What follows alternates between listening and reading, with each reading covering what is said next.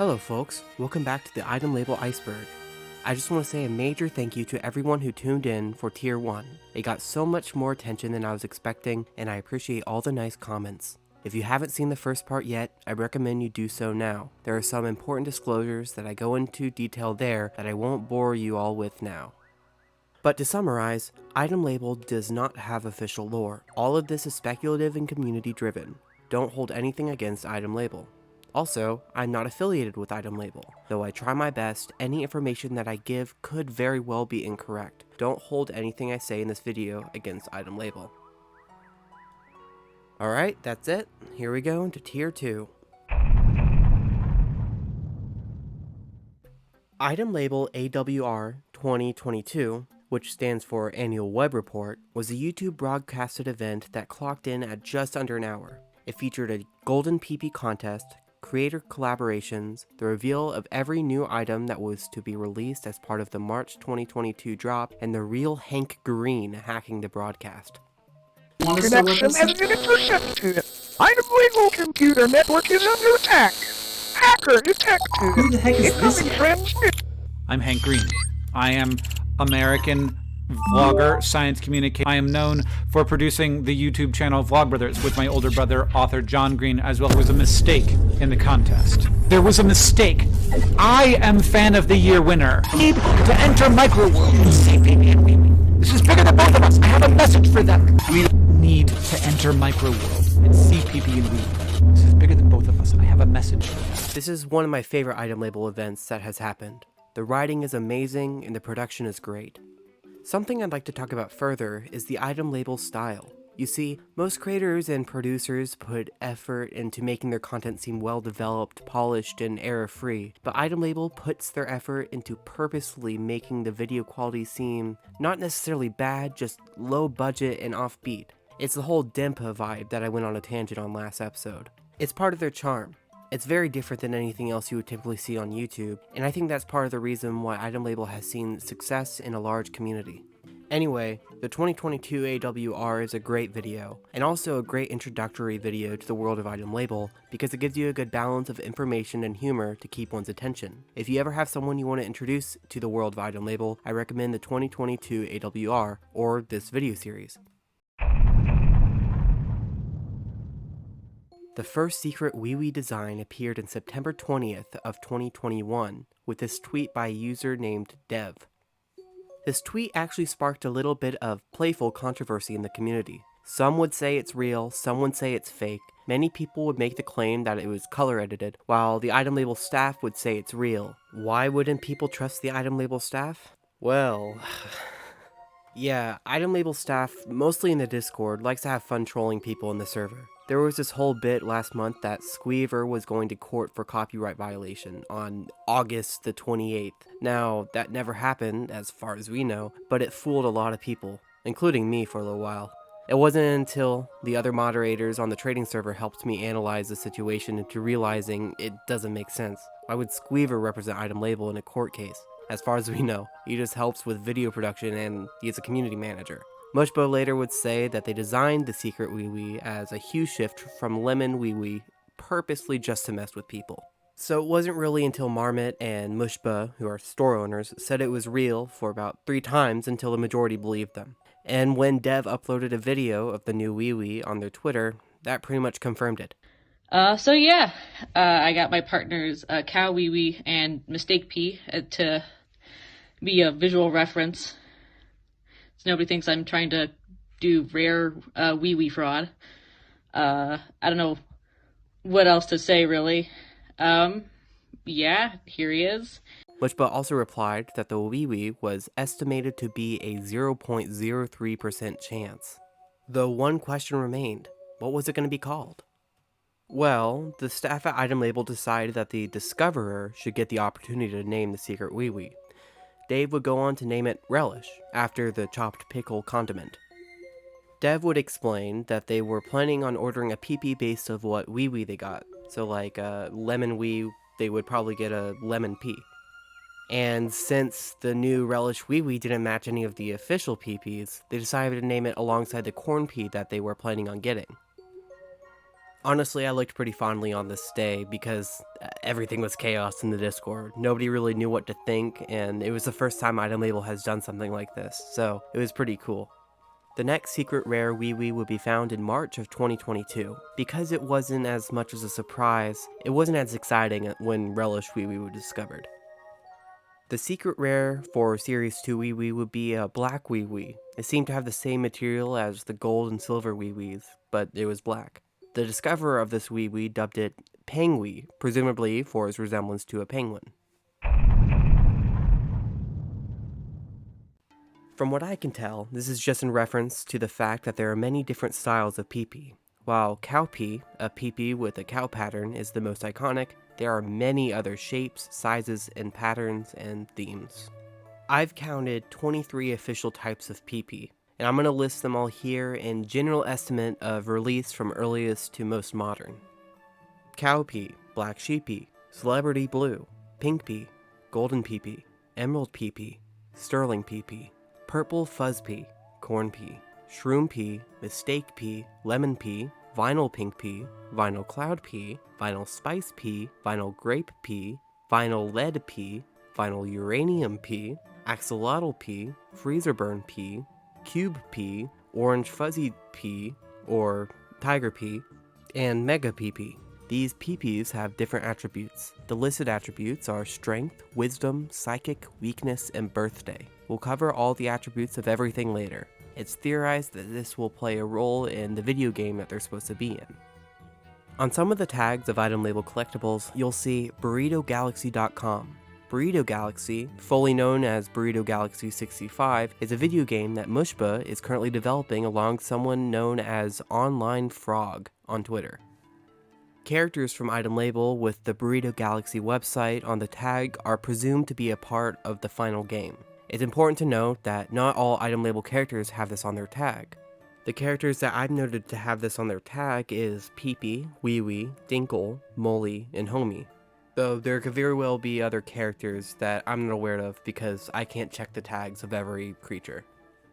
There isn't yet a lot of information on Burrito Galaxy 65. If you go to the website, it lets you sign up for a newsletter. However, Markiplier did play Burrito Galaxy back in 2014. To me, this looks like an alpha gameplay. There isn't too much to relate this back to itemLabel because this would be about 5 years before itemLabel was a thing. But it's interesting to see how the aesthetic evolved and exciting to see what it will become.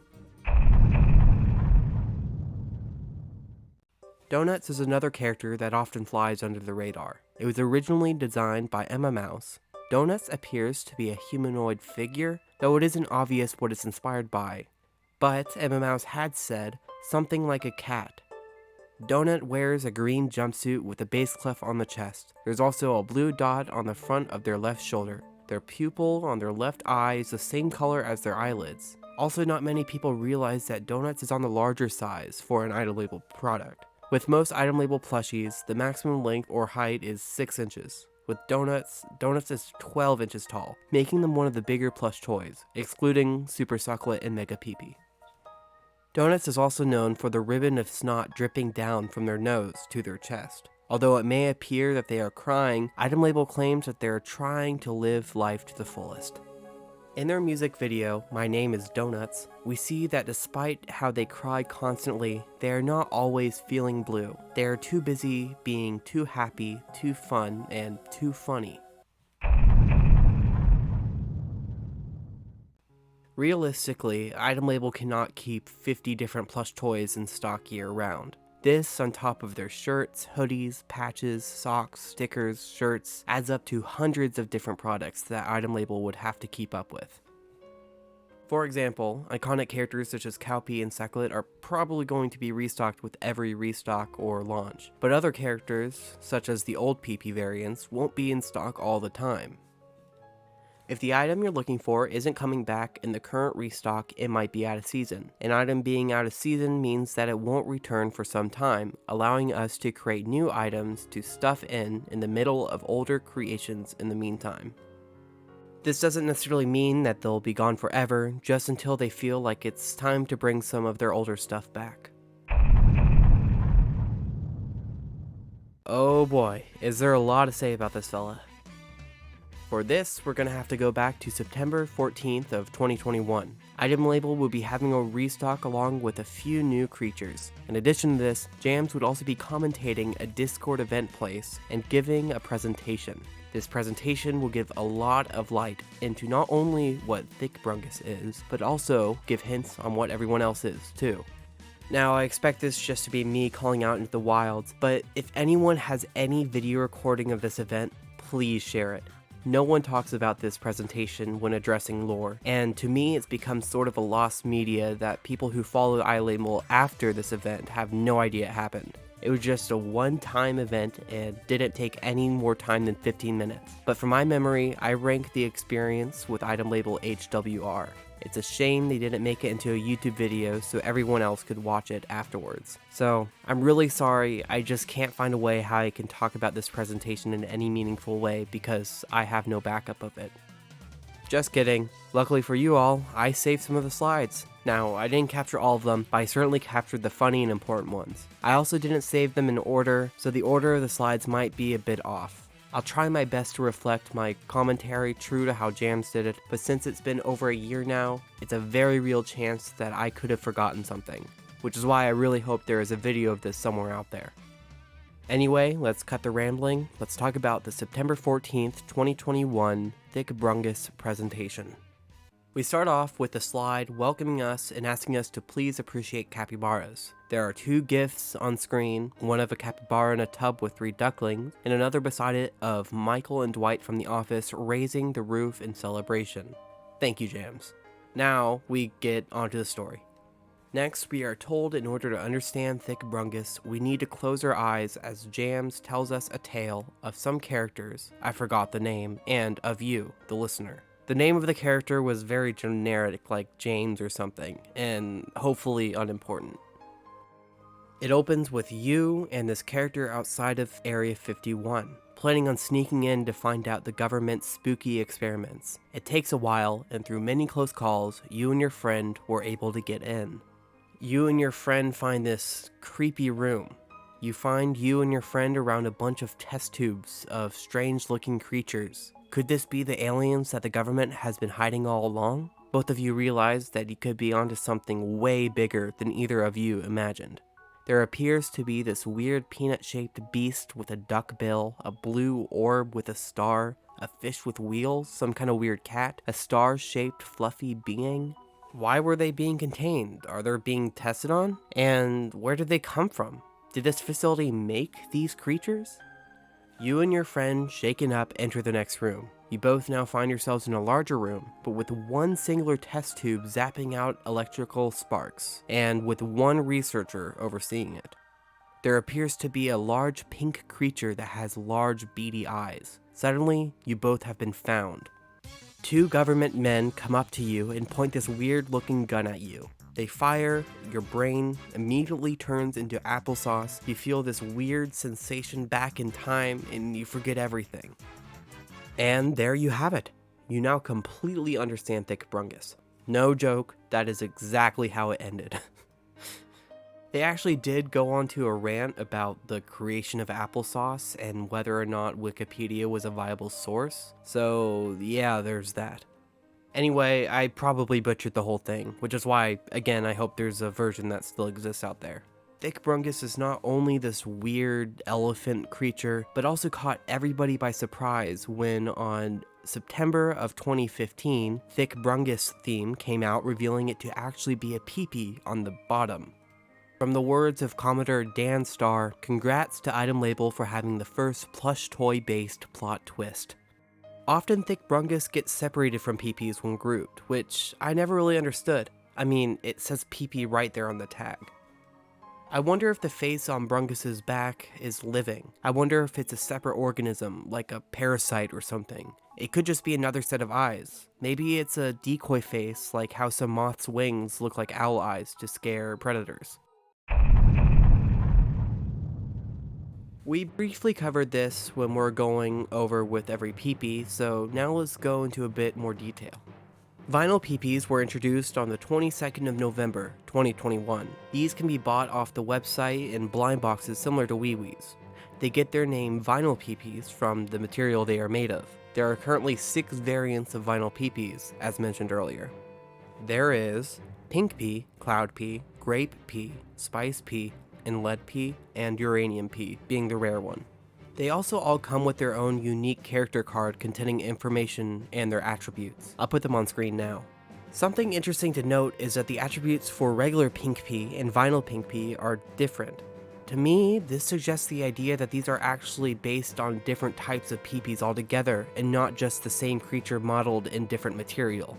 If this is the case, I wonder where the vinyl peepees fit on the evolution chart. In addition, itemLabel hosted a micro-world contest in which the contestants would make scenes for tiny itemLabel creatures, particularly OuiOuis and vinyl peepees. Again, this tells me that vinyl peepees are not the same creature as regular peepees, but instead a small subspecies. One thing that not even a lot of vinyl peepee owners know about the product itself is that the segments are actually 2 separate parts put together. This means that one could twist to pose them. It also means, in theory, you could take 2 different vinyl peepees and swap their segments to have an abomination.